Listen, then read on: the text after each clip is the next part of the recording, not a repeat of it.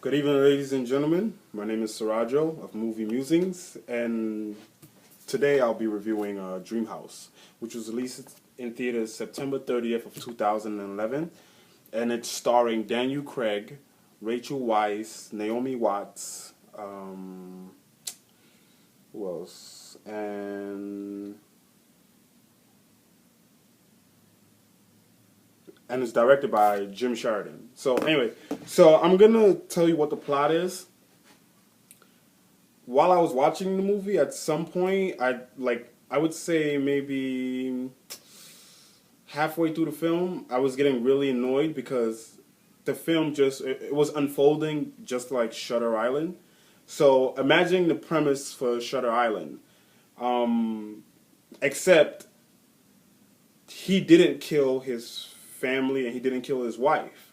So take the premise of Shutter Island. I know, and just in case you haven't seen it, Shutter Island and Dream House, there's the main character who's suffering from some kind of psychological issues where he's creating a fantasy world to cope with a tragedy that just happened to him. So in this movie Dream House, that's what's happening to Daniel Craig's character.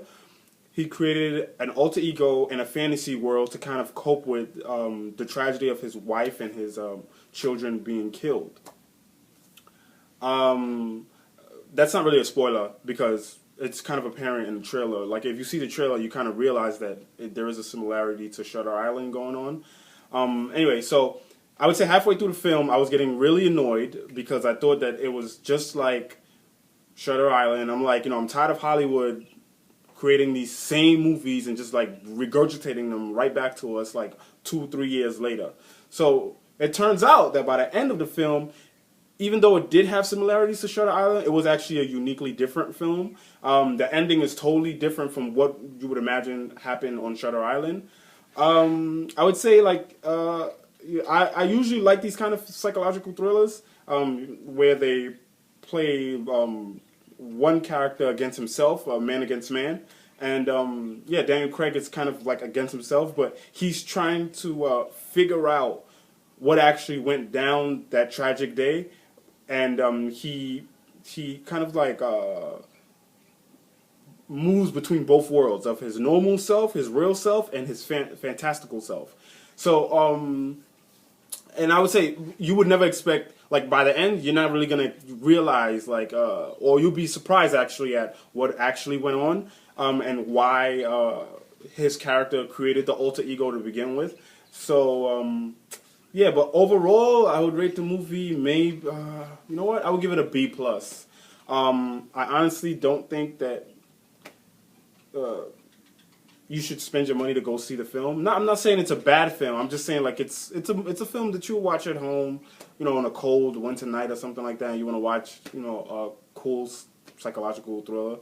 You could watch it at home, but to shell out the money to go see it in theaters, I don't really think it's worth it. I'm not really disappointed with the film, though it could have been more. But I always have a high expectations. I always expect more, just because I've seen so many movies. And like the similarities are just like so apparent that it's like a slap in the face that I actually spend my money to go see the same film that I've kind of already seen before.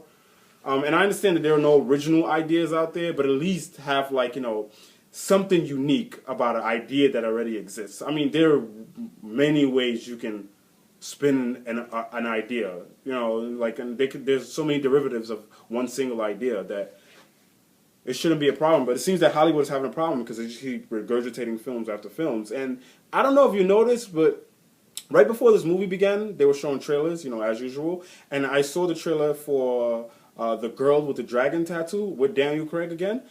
And that really annoyed me because originally when I saw the trailer, I thought it was like the last film to the trilogy.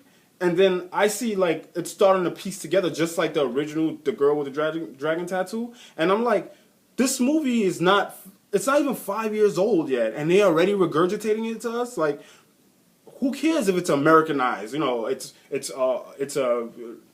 made for the American audience. The original film was good in itself. Like, there was no need for them to remake it so soon. Like, it was ridiculous. And I feel like I'm ranting here, but Christine and I go to the movies a lot, and I just come to have like really high expectations, and I write screenplays myself. So when I see films that they're being regurgitated, I'm thinking like, who's writing this? Who's signing off on production for these projects? Like, it's beyond me. Like when I'm writing screenplays, I always try to find some kind of unique angle, and I'll shoot them. You know, I'll any idea that I have, I'll ping it to Christina, or I'll ping it to my sisters or my brothers, and I'll ask them, have you seen a film like this? I'm wondering, like, these Hollywood movies that are being produced, is anyone, like, getting feedback as to whether movies like this already exist, or do they think that this is an original idea, so they just produce it anyway?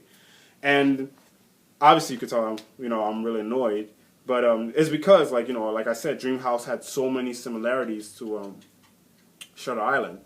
But it did kind of put me at ease towards the end of the film because it did have a unique twist. It wasn't exactly like Shutter Island. So overall, I give it a B+, and I would say save your money. You can watch it when it's on Netflix, or you can, I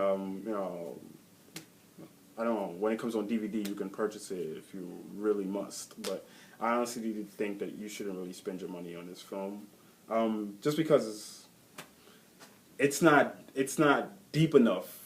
I mean, like, psychological thrillers, I expect them to be, like, really thorough and really deep. But this film is not really deep enough. It's like you can kind of figure everything out. Once you hit the midpoint, you can figure everything out yourself.